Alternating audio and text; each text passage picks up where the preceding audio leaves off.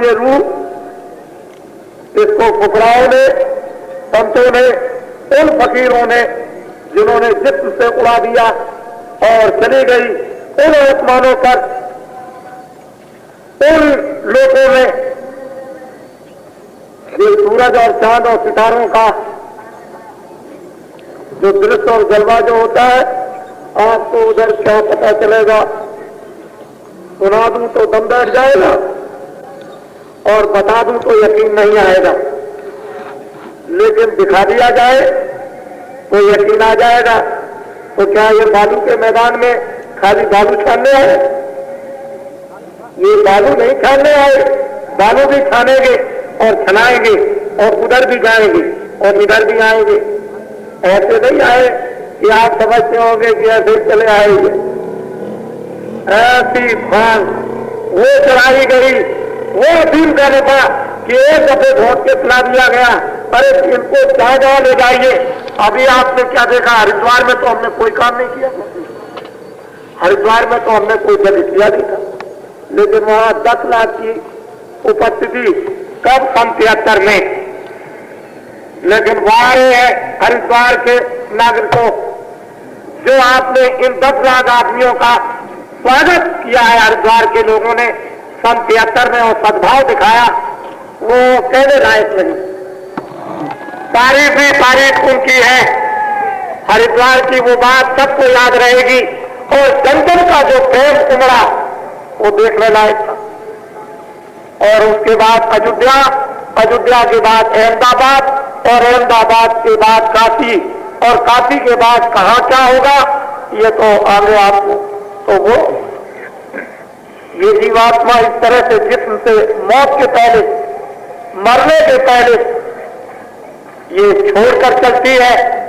तब गोस्वामी तुलसीदास जी महाराज ने रामायण में सब कुछ कहा। मैंने अपनी आंख से मोह विलोक राम मुस्काई, तुरंत गयो मुखमाई, उधर माज तुल अंडज राया, देखो बहुत मान निकाया। अति विचित्र जहां लोक अनेका, रचना अमित एक से एका। मैंने उस प्रभु को, उस भगवान को भी देखा, उस ब्रह्म को भी देखा, उस पार ब्रह्म को भी देखा, उसके परे भी देखा। एक अन्य अनामा अग सच्चिदानंद प्रभु धामा, उसको भी देखा। इस तरह से उन्होंने अपने जीवन काल में सब कुछ मौत के पहले देखा और आपको रामायण में बताया, लेकिन कोई भी नहीं गया कि मुझे पहुंचा दीजिए। उन्होंने काशी में रहकर के 13 को पार किया, 13 को पार किया उन्होंने। काशी में रहकर झंझट झगड़े में फंस गए। बाबा जी झंझट झगड़े से बाहर अड्डा जमाया। यहाँ कोई झंझट झगड़ा नहीं, यहाँ तो भगवान का एक सीधा संदेश, झगड़ा झंझट कुछ नहीं रखा, सीधा रखा है मधा में ये अड्डा जमा और सीधा संदेश भगवान का। इसमें कोई झंझट झगड़ा नहीं।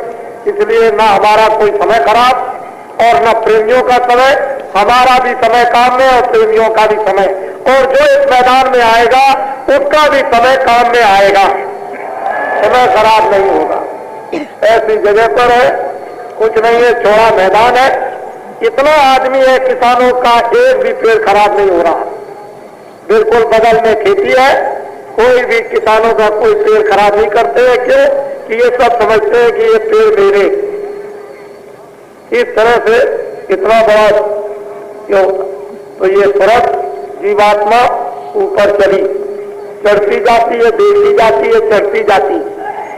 इसने विष्णु को देखा, अष्ट सिद्धियां 9 निधियां, विष्णु पाए, लक्ष्मी पाई, इन्होंने शिव पाए, शक्ति पाई, ब्रह्मा पाए, सावित्री पाई, आद्या महाशक्ति को देखा और उस निरंजन भगवान को, खुदा को भी देखा और ऊपर चलकर ब्रह्म को भी, उसका भी साक्षात्कार किया और वहां से भी निकल के चली जहां कृष्ण भगवान का लोक, जिनको महायोगेश्वर कहते हैं, वो प्रकृत पार प्रभु और बाती ब्रह्म निधि विरज अवनाती, तहा मोह कर कारण नाही, उसको भी उन्होंने। और जब आप कृष्ण के उस गोलोक में पहुंचेंगे तो कृष्ण कितने हैं ये वहां पर करोड़ों वर्षों तक रहे आप तो कृष्ण को नहीं गिन सकते, इतने कृष्ण वहां पर रहते हैं। जय गुरु। आपको उस लीला का क्या बताया जाए, धीरे धीरे सीख लो, धीरे धीरे करके देख लो, धीरे धीरे कदम बढ़ा दो, जल्दी से सफाई करो, निकल चलो।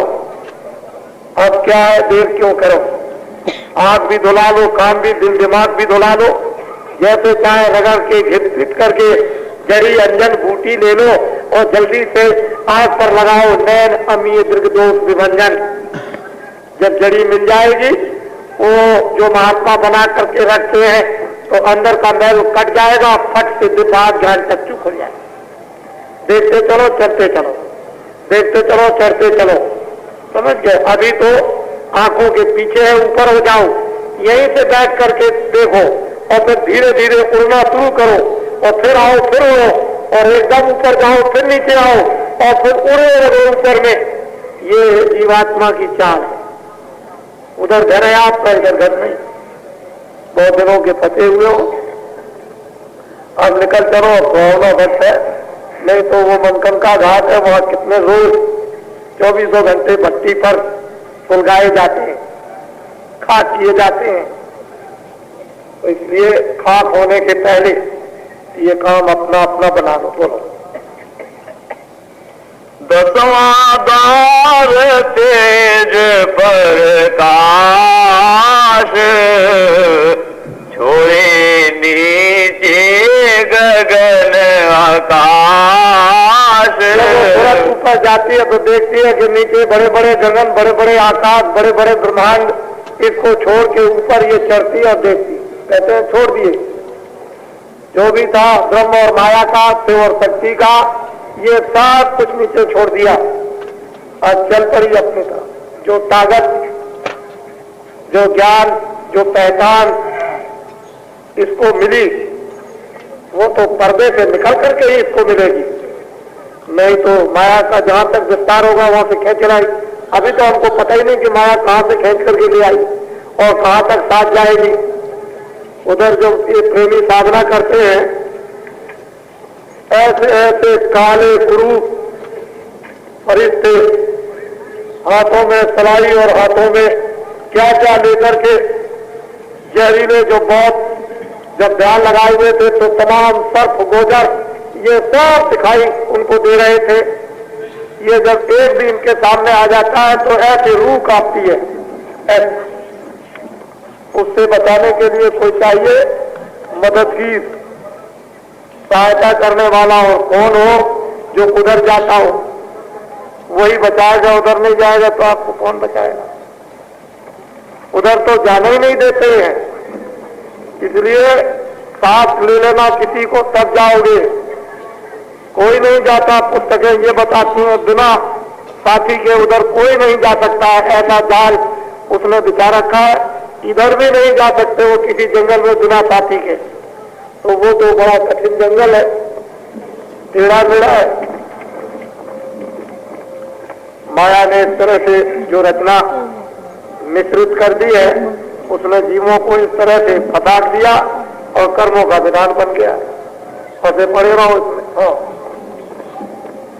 मान सरोवर किए स्नान, हंस मंडली जाए समान। मान सरोवर में स्नान किया।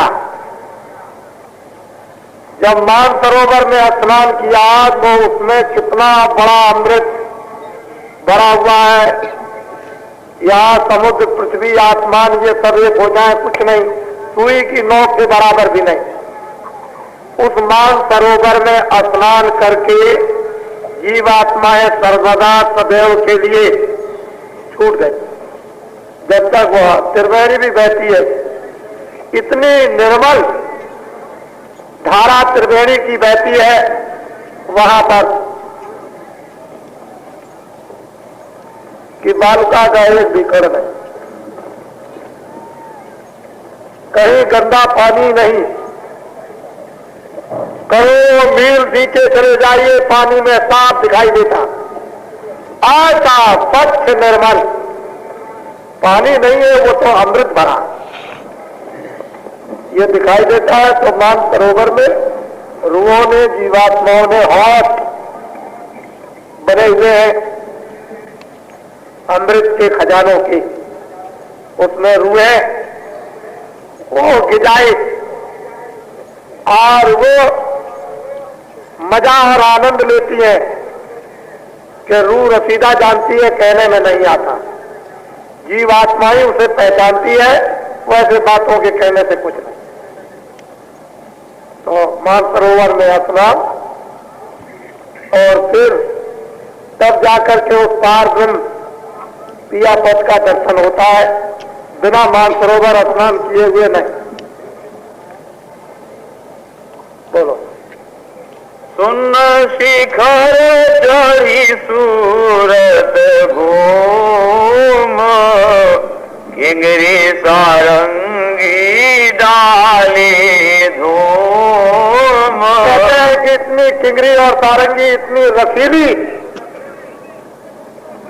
बज रही है